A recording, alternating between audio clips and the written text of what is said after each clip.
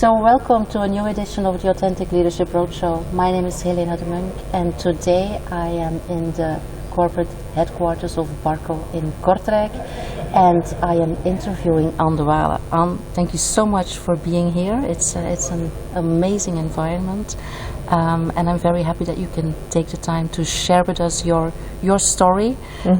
So let's just jump in and tell us a little bit more about who you are. Who is Anne Dewaele? Okay, good. Let's jump in. So Anne Dewaele is, first of all, someone who is very eager to work with people. So basically my whole career has been in HR, human resources. After studying psychology, industrial psychology at the University of Ghent, I took up my first job in a consultant agency where I recruited lots of people. Really? And after 5 years I thought, like, how can I be the one recruiting people for other important companies that struggle with their challenges and that really need to have key people in-house, by not having worked in a company myself. So that's where I decided to change actually direction and to go and experience what it is to work in a company. And I thought, like, you know, I'll go through a true company, have some experience, and then maybe come back to consultancy. Now we're like 25 years later, I'm still working in a corporate environment. I have not gone back yet to consultancy, maybe one day, you don't know.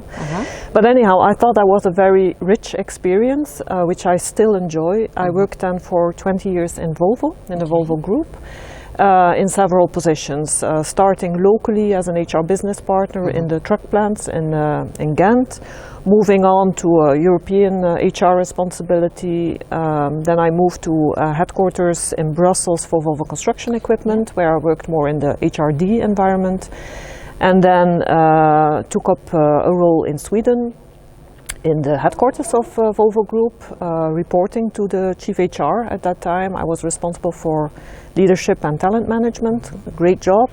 And after that, 3 years later, I ended up here in Barco, another global company with lots of challenges on the HR side and on other sides as well. So here I am. This is the third year in Barco now. Okay, yes. so that's your professional part. Yes. Who else are you? Indeed. There's not only the professional part, although it takes a lot of time, but I'm also a mother of 2 daughters. And I have a husband who is very supportive in my life, because I think that's what we need when we grow a career like this. I like just to be with my family, not only my core family, but my parents, my brothers, my sister. We have a tight bond all together, so spending time with them is definitely what keeps me in balance as well. Nature is one of my hobbies. Go out and walk, enjoy the sunshine in the morning. We have a dog which I enjoy to play with. I do some yoga in the spare time.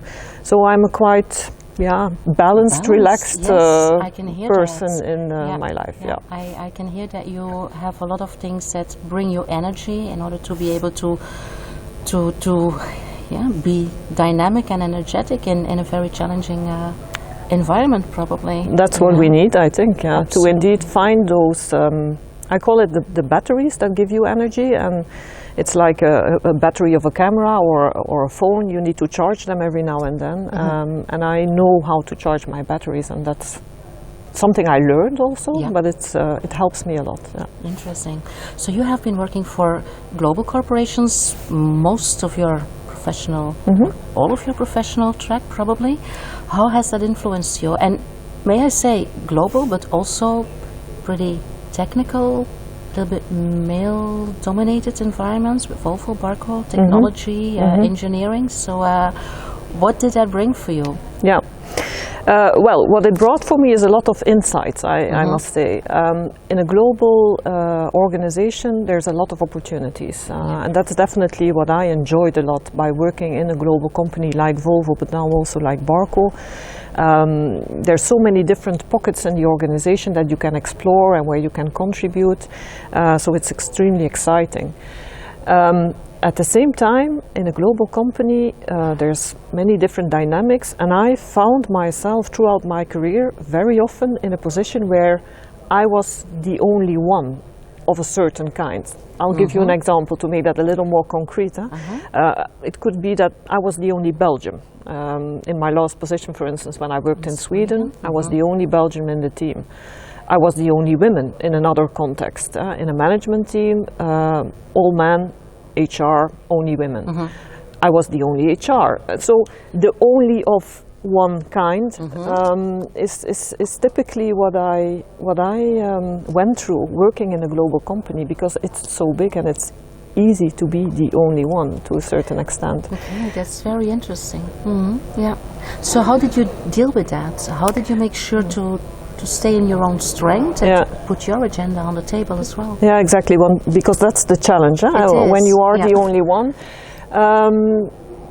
And I think it's mainly by reflecting to a certain extent what can my contribution be. And certainly when I think about the last years in Volvo, when I worked in Sweden, I was the only Belgian. I often struggled with that because it's very easy for the team to agree from their point of view and their reasoning, their background being all Swedes.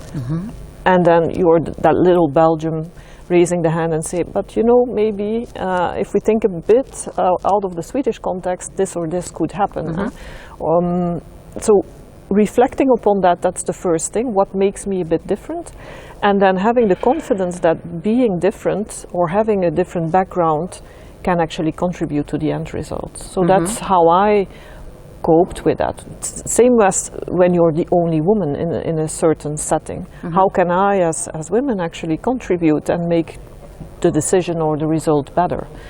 So taking that point of view, as soon as you're there mentally, I think it's more easy also to just do it. Yeah, so it is about contribution, it is about realizing that you can add value. Absolutely. A lot of the women I work with, in terms of confidence and realizing that, they're struggling because if it's not perfect, or if it's not 120% good, it's not good enough to bring it on the table.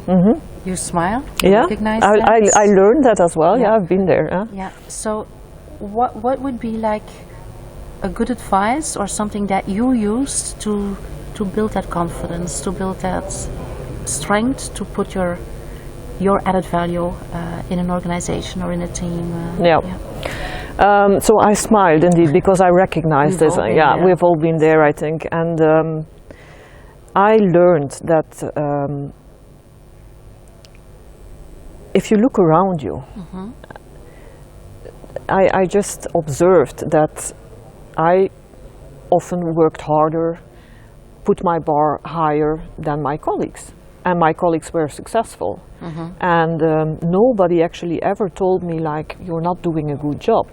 So by realizing that, I could put the bar a little lower for myself as well. This is something I learned through coaching. I've been lucky actually to have worked with executive coaches. This has been definitely one of the topics I talked about, because at a certain point, everything comes together. You have a new job, you travel like hell, you have your family, your daughters are growing up, new context, difficult to keep all things in the air.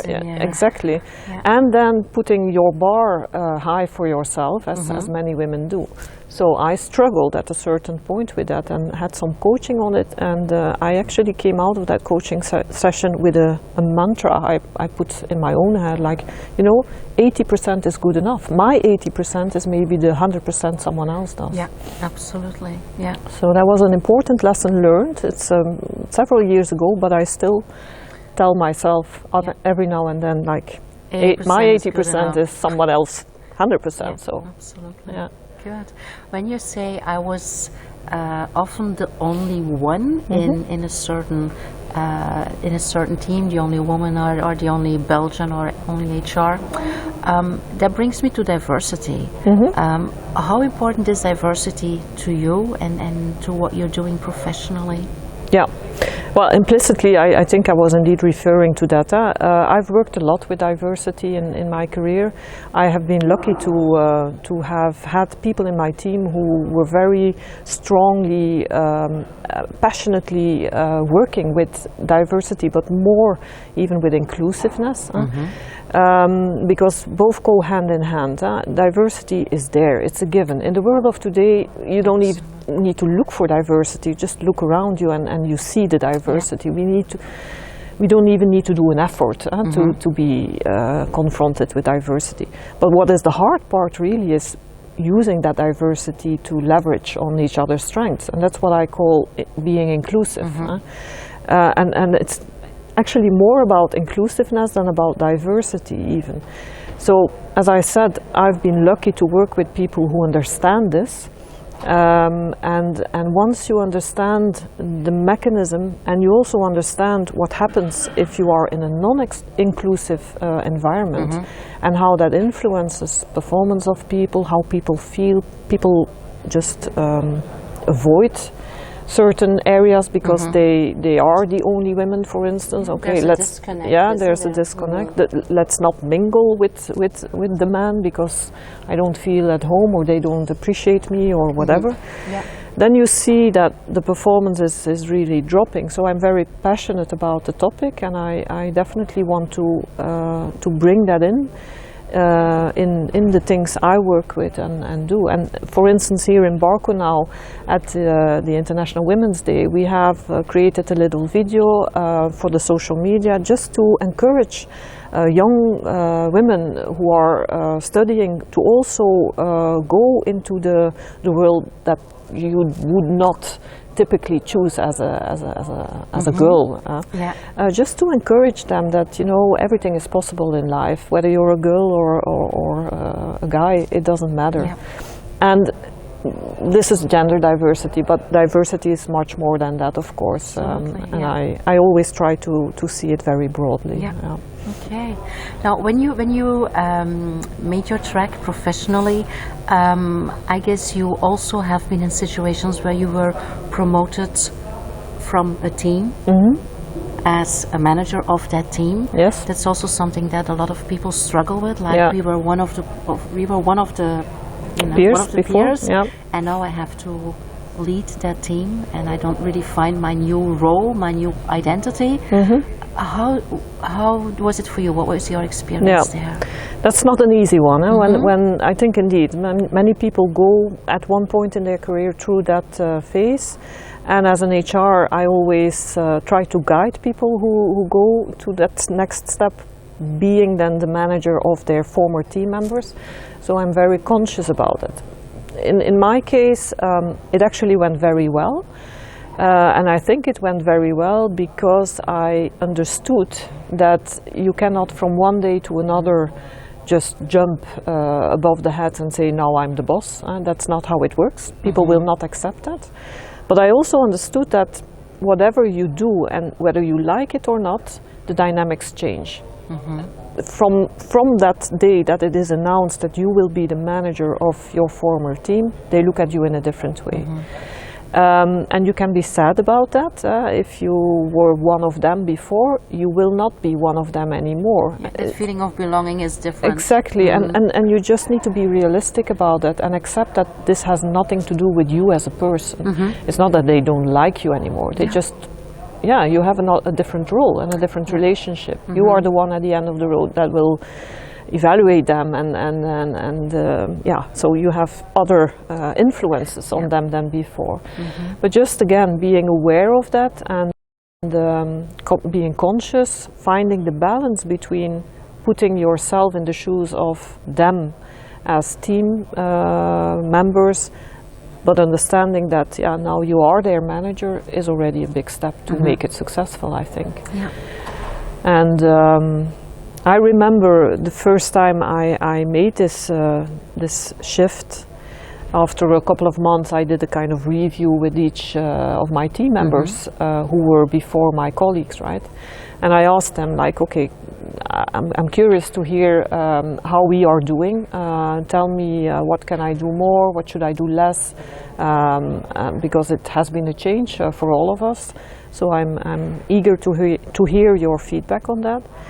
And actually one of the team members then said, I think you've made this shift in such a elegant way. It was the word he used. You did it with art, he said.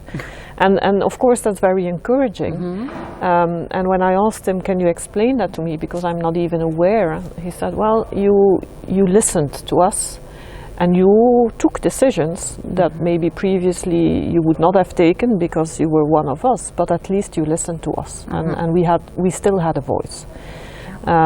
So it's gradually growing into that role by not putting yourself there all of a sudden, but taking the lead. Yes, you need to do that, but still respecting. Having the conversation, listen to what they expect, and respect their opinions as well, and not feeling now I'm better or I have to do, and remain authentic. I think, Helena, that's also an important one. And I do believe having those conversations puts yourself more in a confident situation, but also for them, because they know that there's an openness to talk and to have a conversation about different interactions, different dynamics. That's very important, because sometimes people avoid those conversations because they are feeling uncomfortable, they don't know what to expect, and then everybody starts to create their own script or interpretation, and things are going in directions that you do not wish for. You have been very successful in your career. You've been working internationally. I hear you travel to Japan. You've been working in Sweden. And also you have other roles, because you're a partner, you're a mother, you're a sister, a daughter. How do you balance that? I heard you say that you have a very supportive husband. Absolutely. Which is also something I work on with my clients, in terms of how do you negotiate who does what in the family area. So how does that work for you? Well, I think you gradually grow into this. This is not things that change from one day to another, and you need to find your way. I think a supporting system is important. Whether so your it's community of support is, absolutely. And that changes also over time. I mean, when my children were younger, when they're sick, you have a problem. So then you have a certain supporting system that you need to activate. Now they're older, it's not that kind of problems anymore, but they do still need you. And now it's more like FaceTime and other. We have technology, of course, now helping us there. So trying to, even when I travel, to stay in touch with them, more based on their needs, I think, because the older they get, also the easier it is for them to not see you for a longer time. So things change, but I think having that supporting system, whether it's parents, external professionals that can help you with childcare, partner who helps with the cooking, all the things that still are part of your life as well. I think I've always been lucky that we could talk about that and find solutions. And also I think every time I took a step, it was a step that had more impact on my private life. But we always agreed, like, let's try it, and if it doesn't work, then we turn it back. Why not try it? I like that view. Let's try it, and if it doesn't work, we can turn it back. It's not like at the end of the world. Well, I see a lot of people saying, well, you never know what could happen, let's not do that. Or if we do it, we will be very worried doing it, and then you create all the dynamics that you don't really want to see. That's a good one. That's absolutely something that is like something that is constant in my life. I think you can never really make bad choices. I think you make a choice, you know why you make it, so you go for it. And if you stay behind the steering wheel of the choice you made, then what can happen? You can turn left, you can turn right, you can turn back if you want. Yeah. So for me, that's also what helps me a lot, to not be afraid of taking decisions. Yeah, you're the master of your own life. Yeah. So Could I also put it like you're not afraid to fail?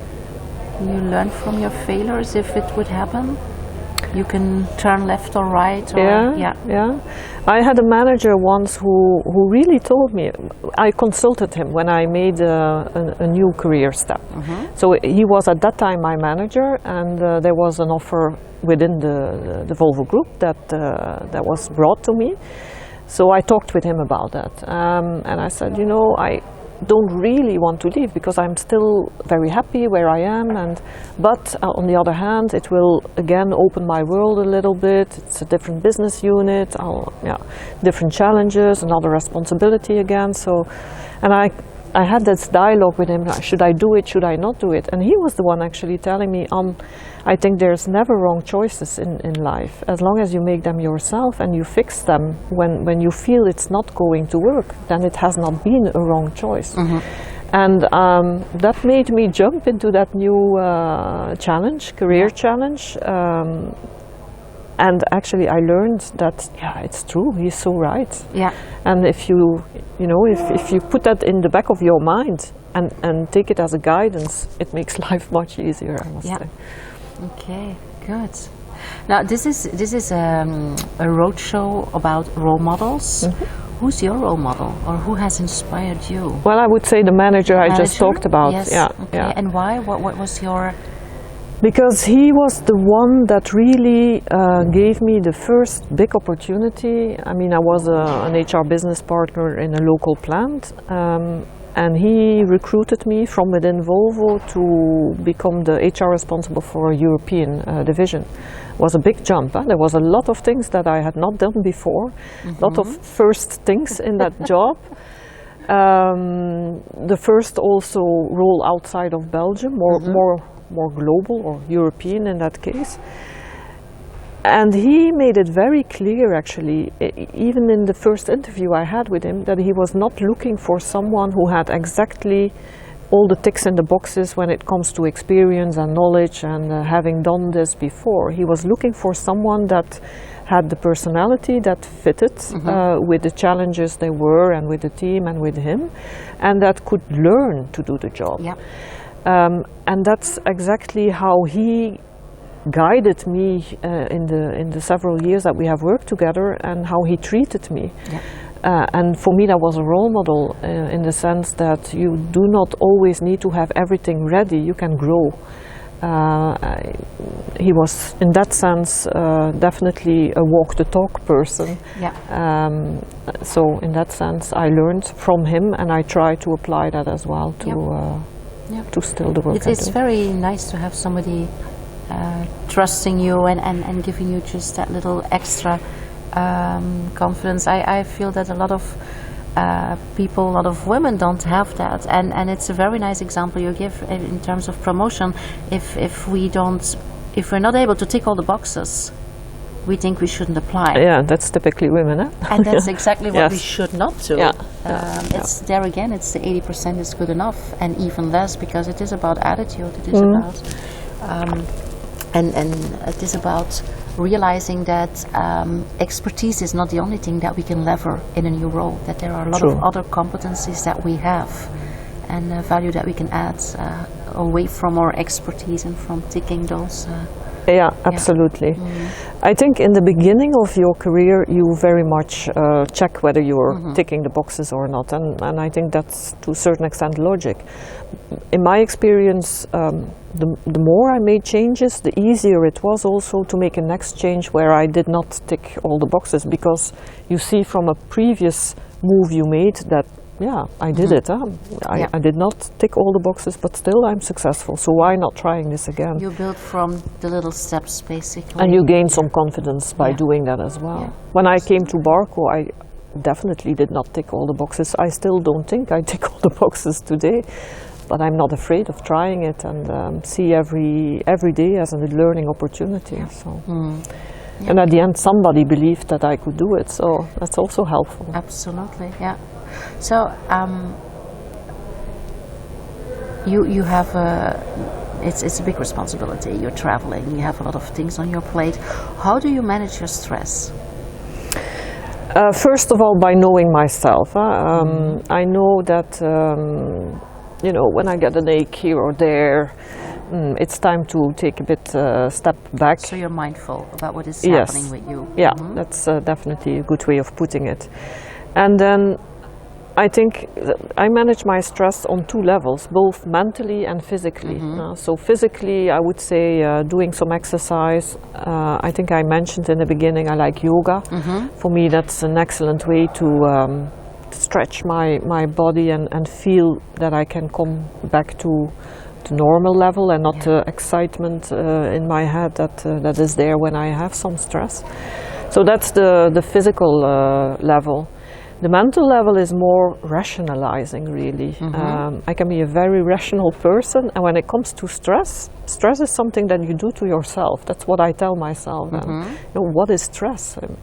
It's circumstances around you that give you certain bad feeling or uncomfortable feeling indeed. But that uncomfortable feeling, it's you, right? So you can just say, I don't want that feeling. And the circumstances that are there are there. They are not inside of me. It's just circumstances. I make the stress coming into my body when I take these circumstances as something that is, something I cannot influence. And sometimes it's like that. You cannot influence those circumstances. But again, you always have a choice, right? Yeah. Do I continue? Do I not continue? So as I'm rationalizing this now, that's what I do when I have stress as well. And I just say, what choices do I have? How deep do I want to go? Can I continue like this or not? What are my options? That's how I mentally cope with stress. And just by doing that, usually it already goes away. Yep. But then it means that you do take time to reflect. I do take time to reflect. I'm a thinker. That's an important one, But because I see a lot of people just staying in that stress and trying to solve it, trying to act on it or react on it, but not stepping back and look at what is really happening and why is it impacting me in the way it does. And that needs some time. And I guess if you do yoga regularly or if you do your nature walks, it gives you the opportunity to reflect. At least that is what I recognize and what I do and what I also advise my clients to do, to step back and look at what you're doing. So I'm very glad to recognize that in your story. It works for me. So. Yeah, excellent.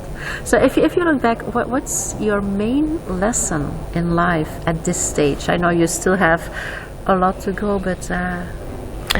well, I think that I keep repeating myself to a certain extent, but for me the main lesson I learned through all the things I've gone through is that you always have a choice and you need to be behind the steering wheel.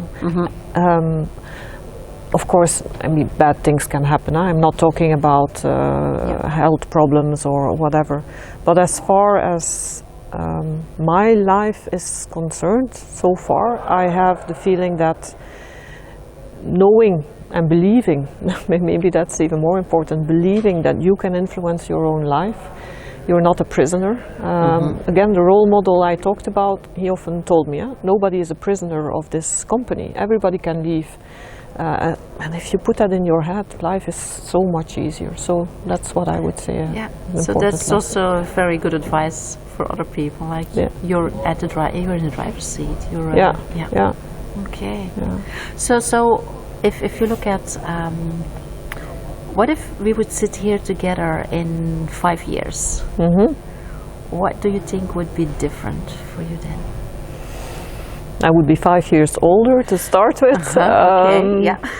Would that be 5 years wiser as well? I would hope so. I think one of the things we touched upon that earlier, what gives you energy and how do you cope with stress? It's also by being mindful and thinking, okay, my battery is going low, how do I charge that battery again? And to know what is the batteries that work for you. One of the things that work for me is learning and keeping developing. If I don't learn, then it will quickly go downwards with me. My energy will go down. So in 5 years from now, I hope I have discovered new things and I have learned new things again. I don't know where I will be. Will I still be here in the same position, or will I have made another move? I don't plan that far ahead. I've actually never done that, although that it turns out that like every 3 years I was somewhere else. But the main driver is actually not the next position or the next job, or it's continue to develop and learn, also privately, discovering new things, learning new things, do something new and exciting. Yeah, I don't know if that answered your question, but absolutely, it's your answer. It's, true. Absolutely. Do you read a lot? I read. I like to read. Now this year I took a good start. I always promise myself like this book and this book and this book. I like when I travel. I love to go in the airport shop and just take a book and feel it. I have lots of books on my, on the waiting list. The waiting staff. And sometimes I start and then. So yeah, I like to read. I would love to do it even more. Okay, what's a book that has inspired you? Recently, well, inspired is maybe not the right. Recently, I read the book "Never Split the Difference." It's actually it's one of these American books, but it's about negotiating. Negotiating, so maybe a bit strange to bring that here in this atmosphere, but it inspired me in the sense that splitting the difference is often what we go for. It's like compromising. You want 100, I want 50, let's go for the 75. But take it away a bit from the negotiation atmosphere and just apply it on your daily life. Because we there also have to make choices, we have trade-offs. And what the book was about is when you negotiate, listen. Listen actually to the needs of the other person that you negotiate with, and you will come so much further when you try to understand the needs and you understand your own needs, instead of thinking about, okay, we have different needs, let's come halfway, and because there's often more possibilities and options you have when you start from that angle. And I think whether it's a negotiation or not, or whether it's life, exactly, you can apply it there. So in that sense, that book inspired me. Okay, I think that's a good closure in terms of don't split the difference in your life either, because there's a lot of options. So listen to other people, listen to yourself, and see how you can make the opportunities and create options and make better decisions. Yeah, I'm a strong believer of that. Okay, can we close it with that also for the audience? Yeah, okay. Thank you. I believe that's a good tip to end with, but I also believe that what we learned here is be in your driver's seat. That's an important one. What else did I hear? There are a lot of options, and you're often the only one, and that's okay, because it's not like something that you need to take personally. You just look how to add value. That's a good summary. Okay, great. So I really enjoyed being here. We were in the sun. You didn't see that, but for us it was a little bit finding the right setting here in this beautiful building. What I also do for the people watching this edition on the membership site, below you will find a link with the video that you made, that Barco made, encouraging women to also look at other options in terms of study and career. It was more STEM focused. Indeed. And if you're watching the video another way, then you make sure that the link is at the end of the video, so you know where to find it, because we would really like to encourage you to go deeper than the evident and the comfortable, because that's also what your story is about, and so we can document that with the extra video. Thanks for watching. See you next time. Thank you. Bye.